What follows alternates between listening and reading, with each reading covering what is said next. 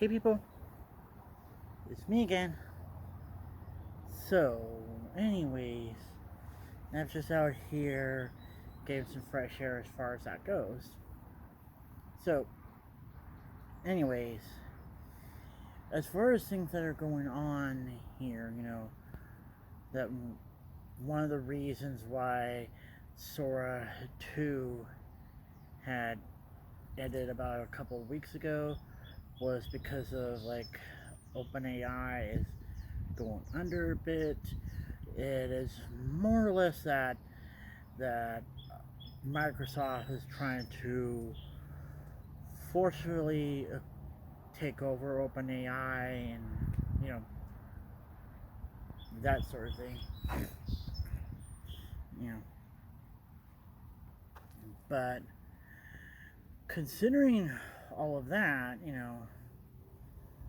that one of the biggest problems when it comes to Microsoft's Copilot, their AI model there, it should have been more optional at that point rather than just forcing everybody to have it.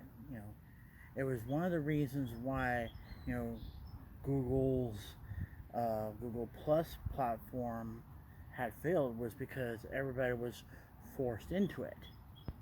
If they wanted to comment on YouTube and all this, and it was just them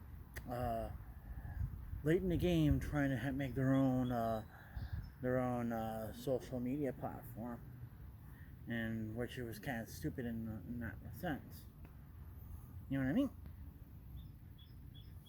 So, considering all of that, I mean, I already had downloaded Claude, just in case if ChatGPT goes down, as far as that goes. But considering all of that, it was one of the other things I had said to myself at that point, that I'm certain there's probably going to be another Sora 2 in the future at that point, once the whole AI technology is a bit more stable at that point, as far as all of that. You know what I mean?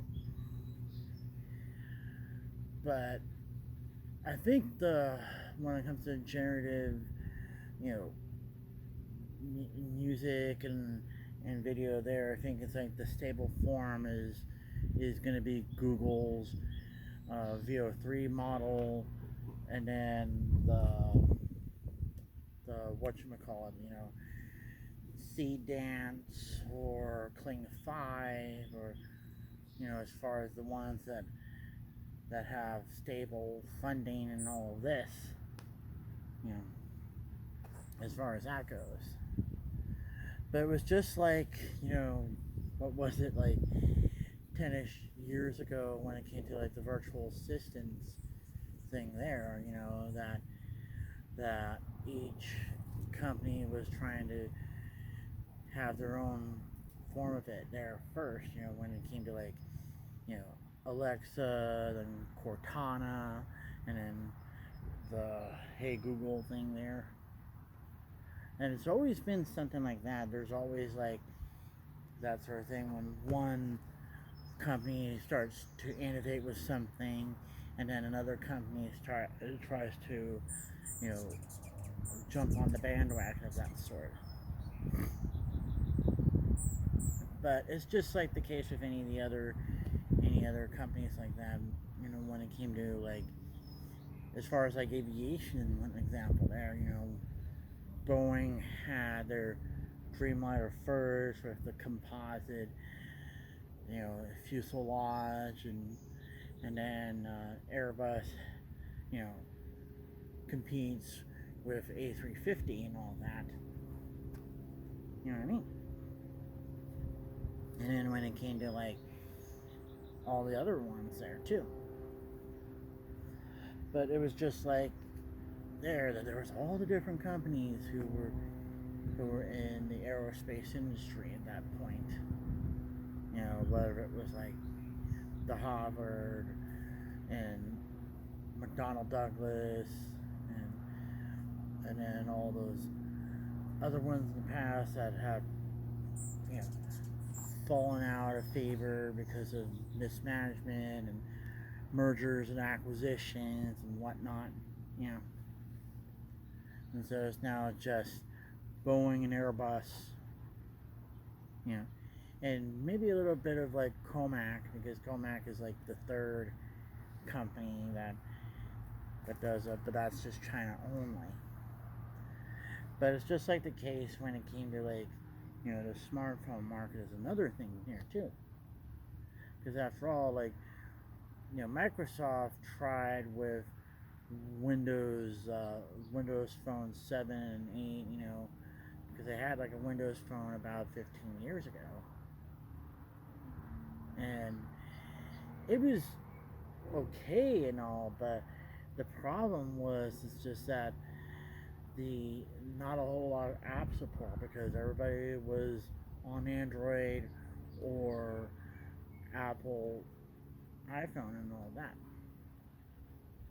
And then the whole thing that happened there is just now is just Apple and Samsung are the ones remaining at this point. You know, because all the other companies that had produced smartphones have all fallen out of favor in some aspects because of like what happened with Windows Phone. Then Nokia had just ended up exiting out of that whole smartphone business entirely, but they're still like making products and all, but it's just restructuring itself. And I think it was like the case with LG at that point, you know, because LG was basically Samsung's biggest rival anyways, and you know, that was another thing altogether. But it was also like, you know, the other rivalries at that point, you know, when it came to like Intel and AMD was another one, or AMD and Nvidia was another one, and you know, Qualcomm, because even Qualcomm still makes some money at that point, you know, when it comes to their processors and all this and all that, and a lot of other stuff there. You know what I mean? So, anyways, I mean, that's just how it is. I would say that there's always the whole bottom line and all this sort of stuff there. But it's also the fact that, you know, what could be the technological titan today may not be the technological titan in, you know, 5, 10, 15 years from now at that point. You know, because anybody remember like Compaq or Packard Bell or any of these other computer brands that don't exist anymore? You know what I mean? Because after all, there's still Hewlett Packard, there's still Dell, you know, as far as any of the other computer brands. But, you know, there's just a whole lot of other things that I'm probably going to talk about at that point anyways. So, I guess that's probably it. So, talk to you guys later.